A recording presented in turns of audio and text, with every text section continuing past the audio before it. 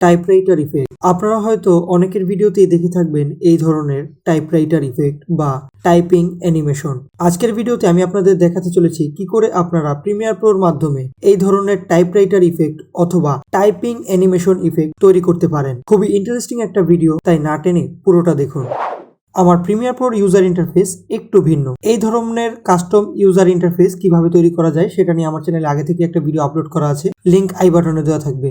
আপনারা দেখতে পাচ্ছেন আমার প্রজেক্টের মধ্যে দুটো ফাইল ইম্পোর্ট করা আছে। একটি হচ্ছে টাইপরাইটারের সাউন্ড ইফেক্ট, অন্যটি হচ্ছে একটি ব্যাকগ্রাউন্ড। আমি আগে থেকে কোনো সিকোয়েন্স তৈরি করে রাখিনি, কারণ একটা সিকোয়েন্স তৈরি করে আপনাদের দেখাবো। সিকোয়েন্স তৈরি করার জন্য এখানে আমি রাইট ক্লিক করব এবং এইখান থেকে নিউ আইটেম এবং এইখান থেকে সিকোয়েন্স। অনেকে হাই রেজলিউশনের 60 fps এর ভিডিও তৈরি করেন, তবে এই টাইপরাইটার ইফেক্টের জন্য আমি রিকমেন্ড করব 25 অথবা 30 fps ব্যবহার করার জন্য। আমি এখান থেকে 720p 30 fps সিলেক্ট করে নিলাম। আমাদের একটা সিকোয়েন্স ক্রিয়েট করা হয়ে গেছে। এখন আমাদের কাজ হচ্ছে একটা কালার ম্যাট তৈরি করে নিতে হবে। তার জন্য আমরা এই প্রজেক্টের মধ্যে রাইট ক্লিক করব এবং এইখান থেকে নিউ আইটেম, তারপরে এইখান থেকে কালার ম্যাট, এটার উপর একটা ক্লিক করব, এখান থেকে ওকে করে দিব। একটা কালার সিলেক্ট করে দিতে হবে। আমি এখানে গ্রিন কালার সিলেক্ট করলাম। এই গ্রিন কালার সিলেক্ট করারও একটা কারণ রয়েছে, সেটা একটু পরেই বুঝতে পারবেন। কালার ম্যাটের একটা নাম দিতে পারেন, আমি এখানে কিছুই দিব না, জাস্ট ওকে করে দিব। এখন এই কালার ম্যাটটাকে আমি আমার টাইম লাইনে ড্র্যাগ করে নিয়ে আসব। আমার টাইম লাইনটাকে একটু বড় করে নিব। আমি ভিডিওটি 10 সেকেন্ডের মধ্যে তৈরি করতে চাই, তাই এই কালার ম্যাটটাকে এখান থেকে টেনে 10 সেকেন্ডের সামনে নিয়ে আসব। এখন আমাদের একটা টাইটেল অ্যাড করতে হবে। তার জন্য আমরা যেটা করব, প্রজেক্টের মধ্যে রাইট ক্লিক করব এবং এইখান থেকে নিউ আইটেম, তারপরে এখানে টাইটেল, এখানে ওকে করে দিব। কোনো কিছু টাইপ করার আগেই ফন্ট সিলেক্ট করে নিতে হবে। এখান থেকে আমি এরিয়াল ফন্টটাকে সিলেক্ট করে নিব এবং ফন্টের যে স্টাইল সেটা ন্যারো দেওয়া আছে, এটাকে আমি বোল্ড করে দিব। এখন আমি এখানে কিছু লিখব বা একটা টেক্সট অ্যাড করব। আমরা এখানে লিখে দিয়েছি টাইপরাইটার ইফেক্ট।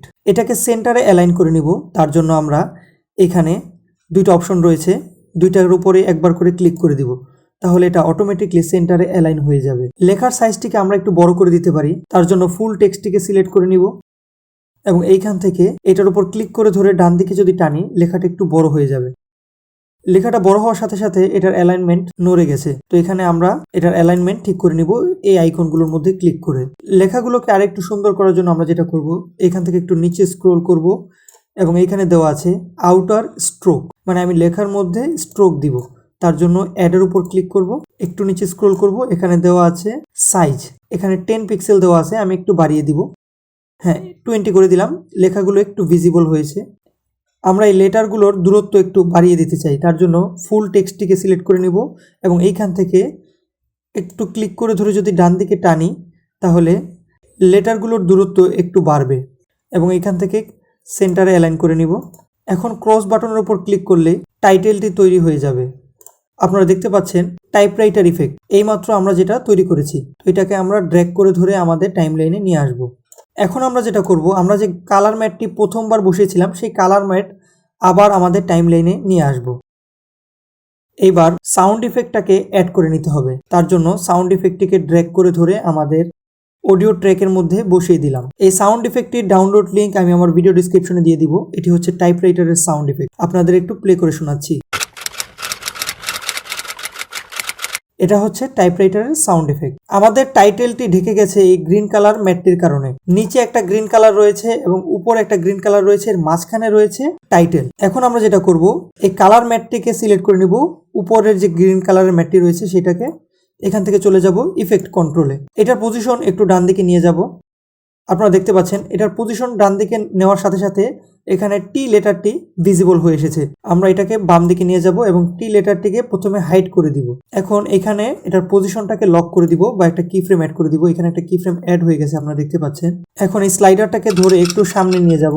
এখন এটার পজিশন ডান দিকে নিয়ে যাব। এখন প্লে করে আপনাদের দেখাচ্ছি এটা একটা অ্যানিমেশন আমরা তৈরি করে নিয়েছি। অ্যানিমেশনটা খুবই স্লো হয়েছে, যার কারণে রিয়েলিস্টিক মনে হচ্ছে না। তার জন্য আমরা এই কি ফ্রেমটাকে টেনে আরেকটু সামনে নিয়ে আসব। এখন প্লে করে আপনাদের দেখাচ্ছি। হ্যাঁ, ঠিক আছে, তবে এখানে লেখা শেষ হয়ে গেছে, তারপরেও সাউন্ড ইফেক্ট চলছে।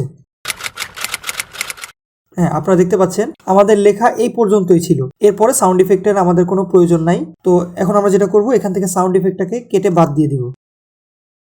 আরেকবার প্লে করে দেখব। হ্যাঁ, ঠিক আছে। তবে আমরা চাইলে এই অ্যানিমেশন স্পিডটা আরেকটু বাড়িয়ে দিতে পারি। তার জন্য এই কালার ম্যাটটিকে সিলেক্ট করে নিব এবং এখান থেকে এই কি ফ্রেমটাকে আরেকটু সামনে নিয়ে আসব। এখন প্লে করে দেখি কিরকম দেখায়। বাড়তি সাউন্ড ইফেক্টটা কেটে বাদ দিয়ে দিব। আরেকবার প্লে করে দেখব এখন কি অবস্থায় আছে। মনে হয় ঠিক আছে। এখন আমাদের যেটা করতে হবে, এখান থেকে চলে যাব প্রজেক্টে, এখানে রাইট ক্লিক করব এবং এখান থেকে নিউ আইটেম, তারপরে এখান থেকে ব্ল্যাক ভিডিও, এখানে ওকে করে দিব। একটা ব্ল্যাক ভিডিও আমরা তৈরি করে নিয়েছি।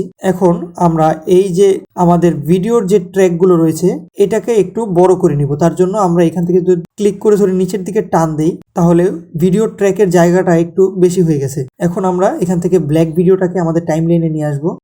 এই ব্ল্যাক ভিডিওটির কারণে নিচের ক্লিপগুলো ঢেকে গিয়েছে, আপনারা দেখতে পাচ্ছেন আমার প্রোগ্রাম মনিটরে। এখন আমরা যেটা করব, এই ব্ল্যাক ভিডিওটাকে সিলেক্ট করে নিব এবং এখান থেকে চলে যাব ইফেক্ট কন্ট্রোলে, এটার স্কেলটা একটু কমিয়ে দিব এবং এখানে আরেকটা অপশন আছে দেখতে পাচ্ছেন ইউনিফর্ম স্কেল, এখানে একটা ক্লিক করব। এখানে ক্লিক করলে যেটা হবে, আমরা এই ব্ল্যাক ভিডিওটার সাইজ অ্যাডজাস্টমেন্ট করতে পারবো। এটার ওয়াইডটাকে আমি কমিয়ে দিব এবং হাইটটাকেও কমিয়ে দিব। আমার মনে হয় এটার স্কেল ওয়াইজ যেটা আছে এটাকে 1.5 করে দিলে আমার জন্য বেটার হবে। তো আমি এটা ম্যানুয়ালি লিখে দিচ্ছি 1.5। হ্যাঁ, এটা ঠিক আছে। এখন এটাকে আমি বাম দিকে টেনে নিয়ে আসব। আমার এই স্লাইডারটাকে ভিডিও শুরুতে নিয়ে আসব। এখানে আমি এটার পজিশনের উপর একটা কি ফ্রেম অ্যাড করে দিব এবং যেখানে এটার লেখা শেষ হয়ে গেছে সেখানে নিয়ে আসব স্লাইডারটাকে। হ্যাঁ, এইখানে আমাদের টাইপিং শেষ হয়ে গেছে। তো এখন এটাকে আমরা ডান দিকে টেনে নিয়ে আসব। এখন প্লে করে দেখাই কিরকম দেখায়।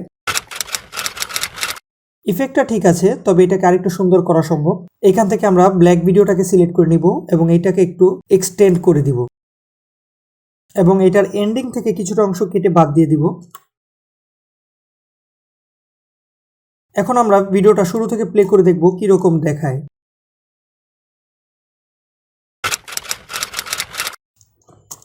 রাইটিং কার্সার যেটা রয়েছে সেটা যদি একটু ব্লিঙ্কিং করে তাহলে হয়তো টাইপরাইটার ইফেক্টটা আরো একটু রিয়েলিস্টিক মনে হবে। এই কার্সারটাকে ব্লিঙ্কিং করানো খুবই সহজ। কিভাবে করবেন চলুন দেখা যাক। টাইমলাইনটাকে একটু বড় করে নিলাম, স্লাইডারটাকে এখানে নিয়ে আসবো এবং এখান থেকে আমি কাটা শুরু করব।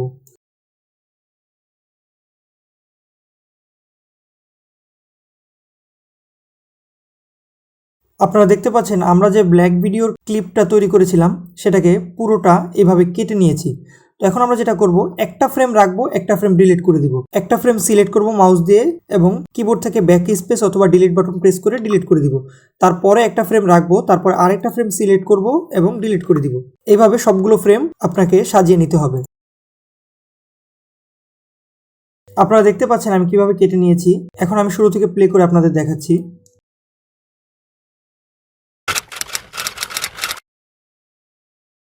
আপনারা দেখতে পেলেন আমার এই কার্সারটা কিন্তু ব্লিঙ্ক করেছে, যার কারণে ভিডিও ক্লিপটি আরো রিয়েলিস্টিক মনে হচ্ছে। আমি ফুল স্ক্রিন করে আপনাদের দেখাচ্ছি।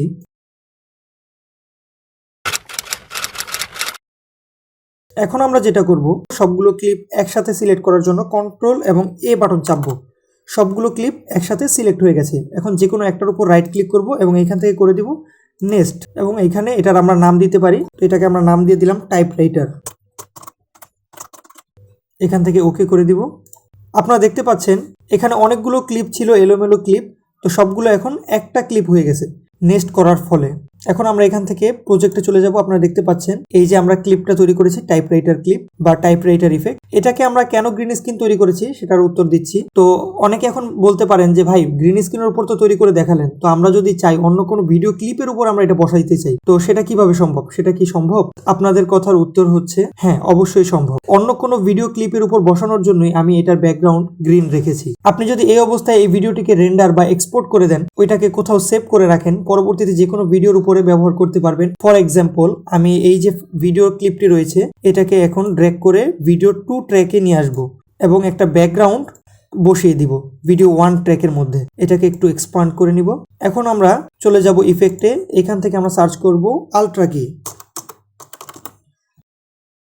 এই আলট্রা কি ইফেক্টটাকে আমরা আমাদের টাইপরাইটার ইফেক্টটার উপরে ড্র্যাগ করে এনে ছেড়ে দিব। টাইপরাইটার ইফেক্টটাকে আমরা মাউস দিয়ে ক্লিক করে সিলেক্ট করে নিয়েছি এবং এখান থেকে চলে যাব ইফেক্ট কন্ট্রোলে।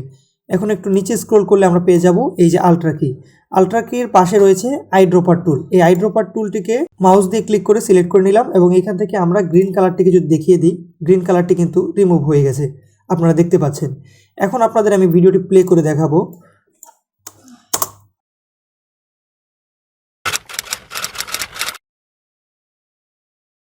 আপনারা দেখতে পাচ্ছেন কত সুন্দর একটা টাইপরাইটার ইফেক্ট আমরা তৈরি করে নিয়েছি। এটাকে এখন আপনি আপনার ইচ্ছা মতো কাস্টমাইজ করে নিতে পারবেন। আপনি চাইলে ইফেক্ট কন্ট্রোলের মাধ্যমে এই টেক্সটটিকে ছোট এবং বড় করতে পারেন। ফর এক্সাম্পল আমি একটু ছোট করে আপনাদের দেখাবো। এখন আমি ভিডিওটিকে প্লে করে আপনাদের দেখাচ্ছি।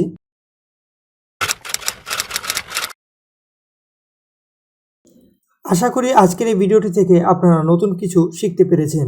এইরকম আরও অ্যাডভান্স লেভেলের Premiere Pro video editing tutorial video পেতে এক্ষুনি এই চ্যানেলটিকে সাবস্ক্রাইব করে রাখুন।